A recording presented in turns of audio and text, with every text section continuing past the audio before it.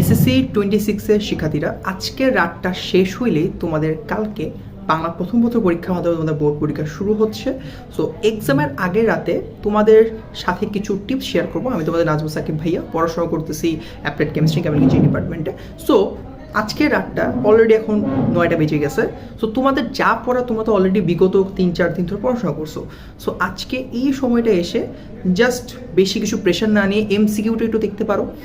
সাথে যখন তুমি ঘুমাবা তার আগে অবশ্যই তোমার পেন, পেন্সিল, তোমার রেজিস্ট্রেশন কার্ড, অ্যাডমিট কার্ড, তোমার যে ফাইল আছে সেটার মধ্যে 3-4টা এক্সট্রা পেন, সাথে extra pencil, sharpener, rubber, scale সব কিছু গুছিয়ে তোমার টেবিলের উপর রাখবা।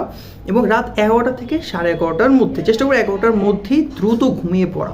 এতে করে তুমি যখন একদম ভোরে ধরো 6টা দিকে উঠলা, ঘুম থেকে উঠে আরেকবার তুমি শব্দার্থগুলা, মূল ভাব, এছাড়া ধরো যে এমসিকিউগুলো তুমি আগে দাগায় রাখছো আগে যে হ্যাঁ এগুলো ইম্পর্টেন্ট লাগতেছে, সেই জিনিসগুলো আরেকবার একটু চোখে ফালাইলা।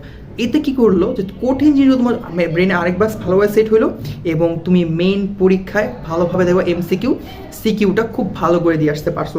আর কালকে যেহেতু তোমাদের সিকিউ এক্সাম আছে, যেহেতু তোমাকে সৃজনশীল লিখতে হবে, সেখানে অবশ্যই টাইম ম্যানেজমেন্ট একটা বিরাট ফ্যাক্ট। সো তুমি কি করবা, অবশ্যই প্রতিটা সিকিউর জন্য চেষ্টা করবা 20 মিনিটের মধ্যে শেষ করার, যেখানে ক খ গ ঘ প্রতিটাই একদম টু দ্য পয়েন্ট লাইন এবং প্যারা করে লিখবা, যাতে করে তুমি একটা ভালো নাম্বার পাইতে পারো। কারণ প্রেজেন্টেশন একটা ভালো একটা ইম্পর্টেন্ট একটা ফ্যাক্টর, যেটা তোমার বোর্ড পরীক্ষা এইসব থিওরিটিক্যাল যে এক্সাম বাংলা, ইসলাম, তারপর বিজিএস, সেগুলোতে নাম্বার তোলার জন্য খুব ইম্পর্টেন্ট একটা ফ্যাক্টর। সো এইগুলো আমরা মিস করবো না, এই জিনিসগুলো মনে রাখো।